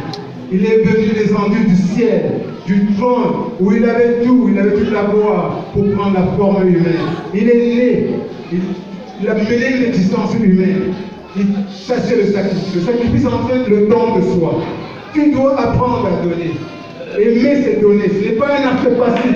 Tu dois apprendre à donner. Tu dois apprendre à te sacrifier. Si tu dis que tu es le disciple de Jésus-Christ, tu dois apprendre à te sacrifier. La foi, c'est bien beau. La foi, le zèle, c'est beau. Mais les actes, Dieu t'attend dans les actes. Les actes d'amour. Les actes d'amour. Et l'amour, c'est donner quelque chose qui nous est cher. Dieu t'a tant aimé, il a donné quelque chose qui lui était très très cher. C'est ce qu'il attend de chacun d'entre nous. Nous devons donner à notre prochain. Dis à ton prochain, je t'aime comme moi-même. Je t'aime comme moi-même. Je t'aime comme moi-même. Je t'aime comme moi-même. Quand tu souffres, c'est moi qui souffre. Quand tu souffres, c'est moi qui souffre. Quand tu t'élèves, c'est moi qui suis élevé. Quand tu t'élèves, c'est moi qui suis élevé. Ton bonheur, c'est mon bonheur. Ton bonheur, c'est mon bonheur. Je suis prêt à sacrifier pour toi parce que tu es moi. Je suis prêt à sacrifier pour toi parce que tu es moi. Parce que je suis disciple de Jésus-Christ. Parce que je suis disciple de Jésus-Christ. C'est ça l'amour de Christ. Je vous remercie. Je vous remercie. Soyez bénis.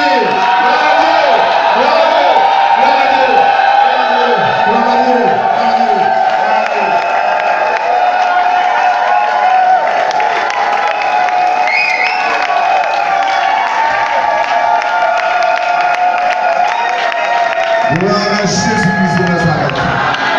Alléluia. Nous avons donné une salve d'acclamation à l'Éternel.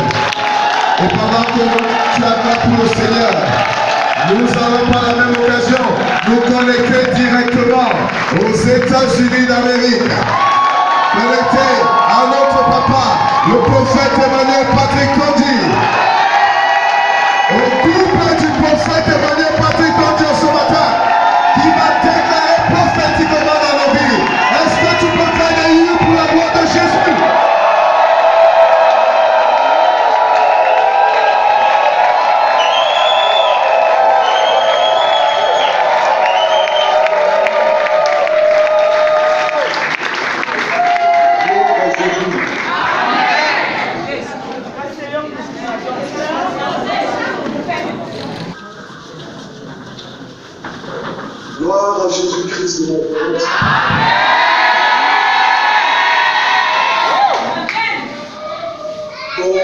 je disais, les mots me manquent. Et comme disait le révérend pasteur Calvin, tu étais mieux en ce matin à utiliser la vision de la gloire de la dernière maison pour davantage impacter le monde entier au nom de Jésus. Révérend pasteur Calvin, votre intervention non a chamboulé positivement le pays, mais aussi le monde entier au nom de Jésus.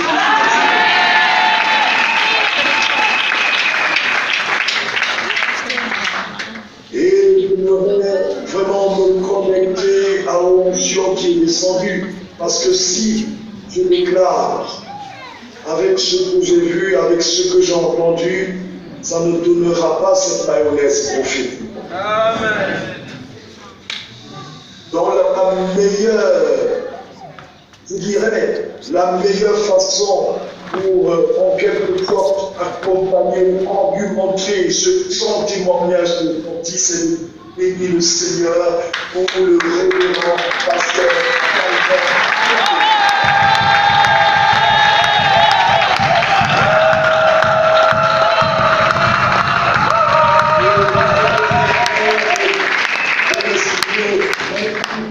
En anglais, j'utiliserai une petite parole en anglais pour dire merci Jésus.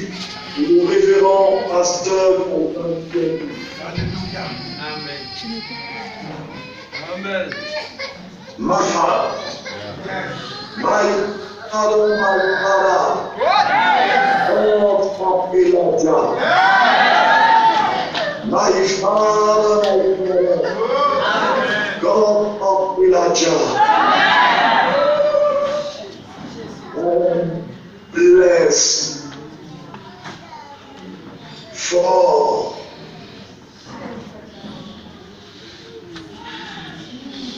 Révérend Pastor Calvin Johnson.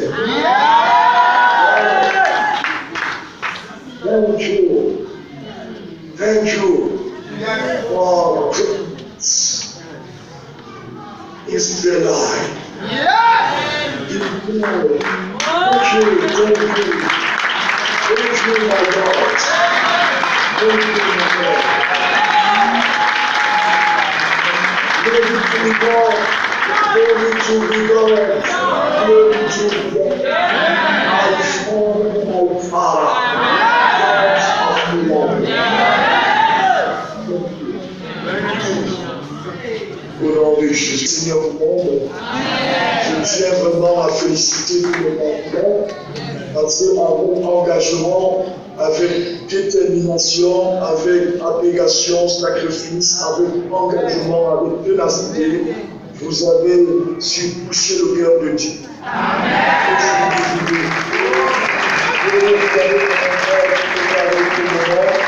Vous avez davantage déchirer le ciel positivement, permettre à un moment comme celui-ci d'être glorieux pour la gloire du Seigneur. Que le Seigneur vous bénisse. Je voudrais que Madame Amel qui a certainement non seulement une petite salutation, mais aussi pour le révérend pasteur Calvin de tout le peuple. Amen. Amen.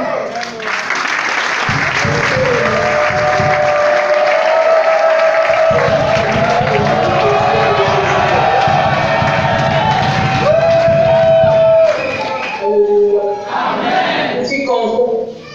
C'est un privilège. De participer à ce merveilleux culte de dimanche avec vous. Continuez toujours à dire que vous êtes un peuple merveilleux. Vous êtes des personnes merveilleuses. Vous êtes magnifiques. Regardez comment vous vous mettez sur votre cœur pour venir dans la présence de votre Dieu.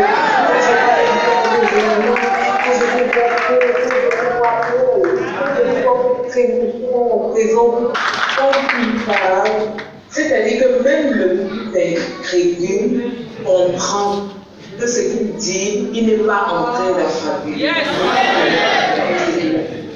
La réalité, c'est ce qu'il a vécu. Et je vous demande au travers de son témoignage, vous comprenez encore. Tu citais son nom, le prophète Patrick Tontier, non seulement comme étant le prophète en Afrique, mais dans tout le monde entier.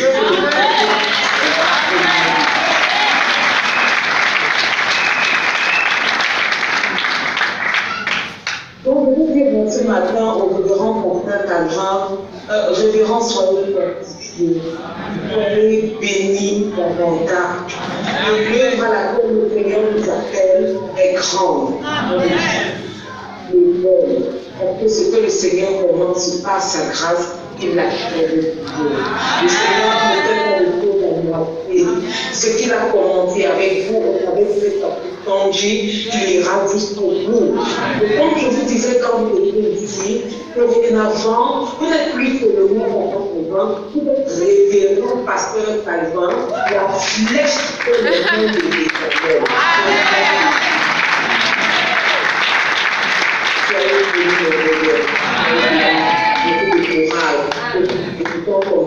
Nous sommes fiers de vous. On reconnaît en vous la griffe de Jésus-Christ.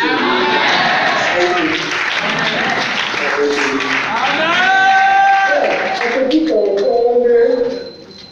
des résultats du concours d'hier. Calvin Dionto s'est engagé dans une voie, dans une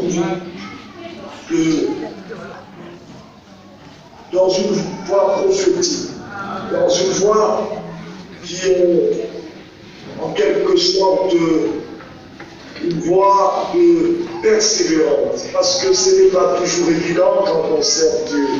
La Bible déclare que nous avons persécuté en tant que cette. Vous n'êtes pas plus grand que moi. Si les hommes ont persécuté, on veut dire que vous serez persécutés.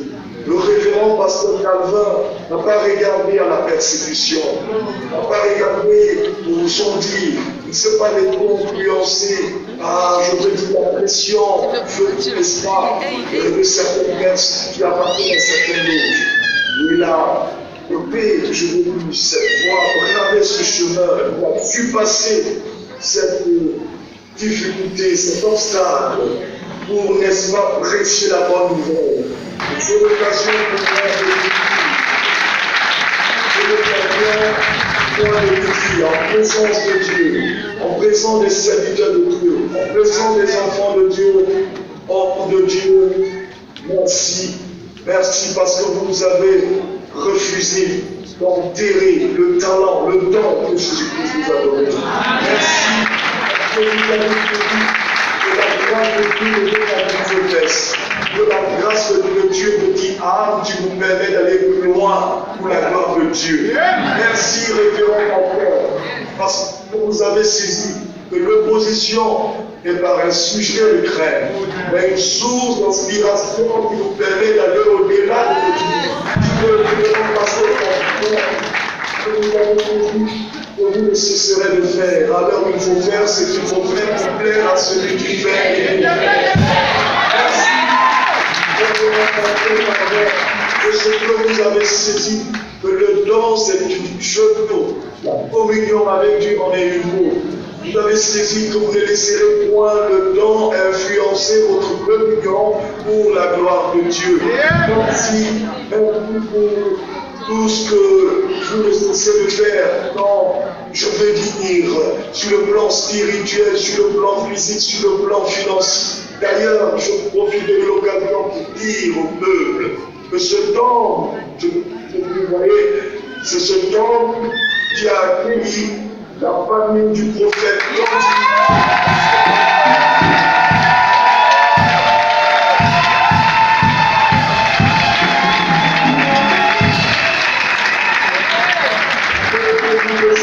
C'est l'occasion pour moi de bénir le Seigneur pour toute sa famille. Bénis le Seigneur pour Papa Gabi, Maman Denis. Bénis le Seigneur pour Maman Monique. Bénis le Seigneur pour cette même famille de Jésus-Christ nous a donné. Bénis le Seigneur pour lui.